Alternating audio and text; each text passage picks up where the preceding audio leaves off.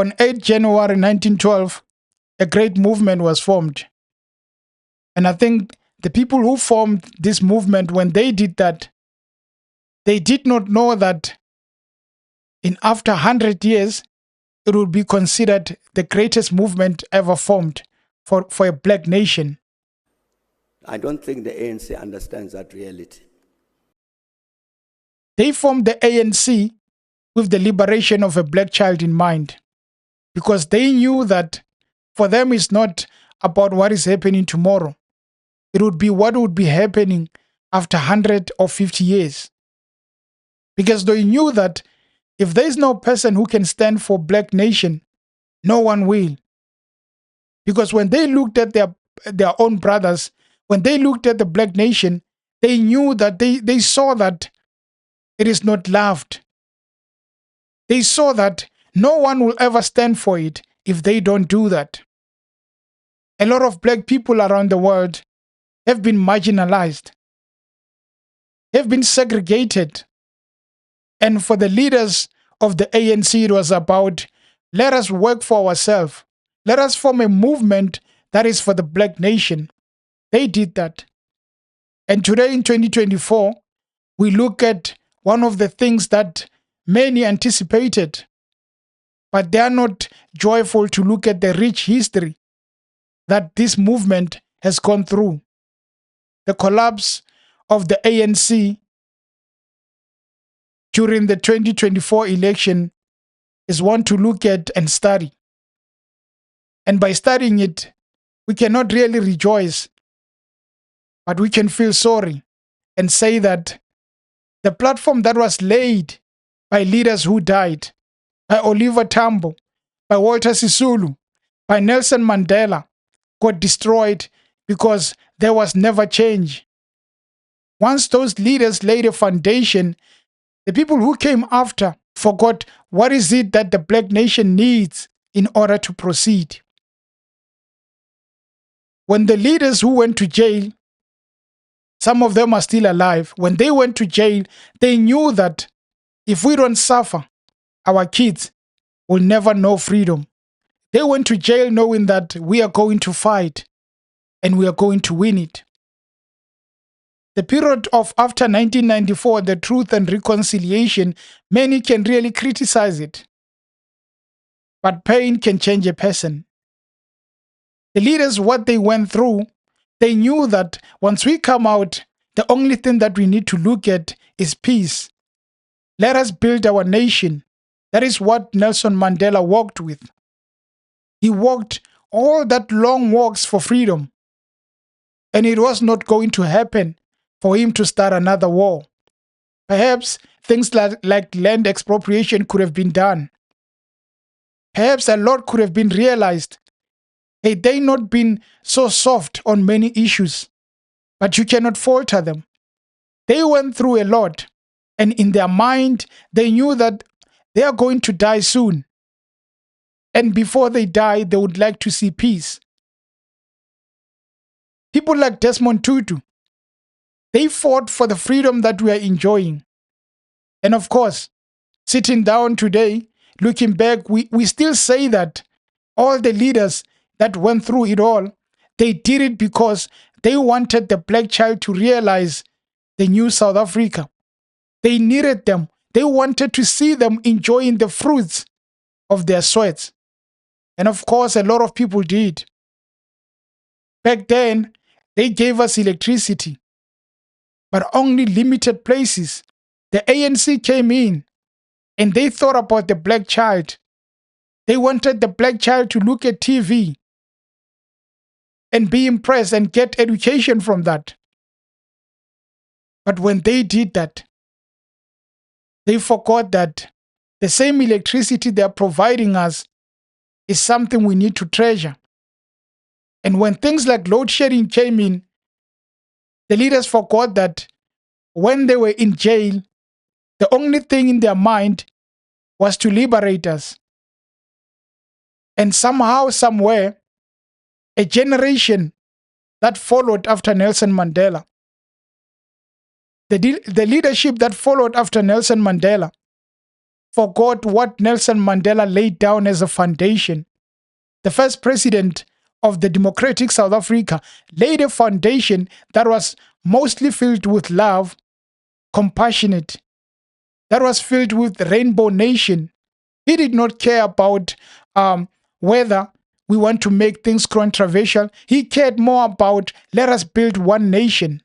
And he knew that if he does that, Thabo Mbeki can take the baton and go forward with it. The greatest leader of our nation being Nelson Mandela, going in just for 5 years was the best thing we could have ever asked for. Because you stay long in politics, you stay long in leadership, you become a shadow. And Nelson Mandela did not want to associate himself with being hungry for power. He left. Thabo Mbeki came in. He became a leader that many have been looking for because he was there to liberate the black child and to give opportunity where it was not realized, going outside, bringing business in South Africa so that a lot of things like jobs can be realized. But while he was doing that, he forgot that he was there for a limited time. He should serve his time and leave. And then he wanted a second term. That's when things started becoming a problem. A lot of things were done by Thabo Mbeki that were good, and today they're still good. A great leader, the most educated person in the leadership. But then the issue of HIV became a shadow for him. Because a lot of people who could have been alive now died because of HIV. And the president, the former president, would go on a platform and speak about that issue and say that he still doesn't see that he could have avoided that. But deep down, he probably knows that had something been done about the ARVs, had some investment been done about that, had we not really focused on beetroots, maybe a lot of people could have been saved. But that's just one of them.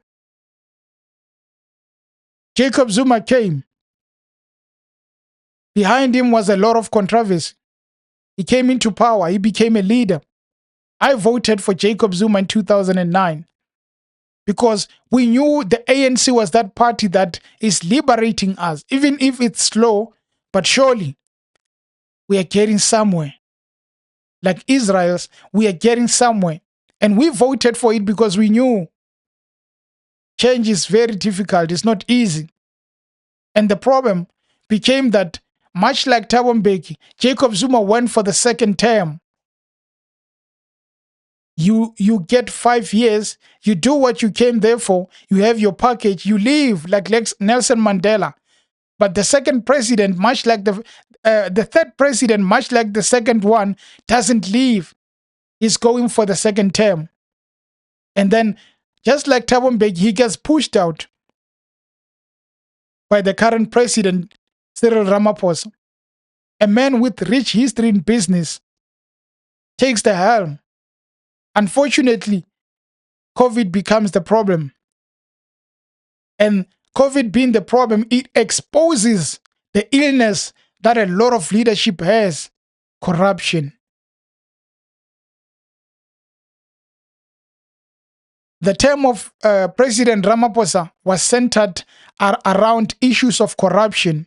That is why he decided that he's going for the second term, because he knew that whatever that he went through, he could not show his skills.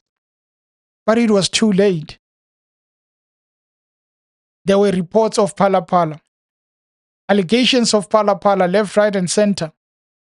However they went, but people still had that in mind. You got a chance to lead. You blamed it on COVID. And then you wanted the second term so that you can correct your wrongs. But that was too late. The people of South Africa were already tired, because they knew that if we give you another chance, we are going to be having a lot of problems. The best thing we can do is to leave you. The following are some of the things that people of South Africa knew that if it was not for these things, maybe a lot would have been done in South Africa. Things like state capture, things like arms deal, the Nkandla issue, the bankrupt SABC, the the selling of South African Airways, one of the best airways, one of the best airlines, became a shadow and was sold for so little money. Load shedding killed the dreams of many, killed a lot of people who could have been saved, but they never lived. The issues of Bosasa, the issues of Ethos, the issues of Palapala, just to name a few. But in all of these things that are mentioned, the center of them, the core, is corruption. Now the question is, what led to the fallout of ANC? Corruption did.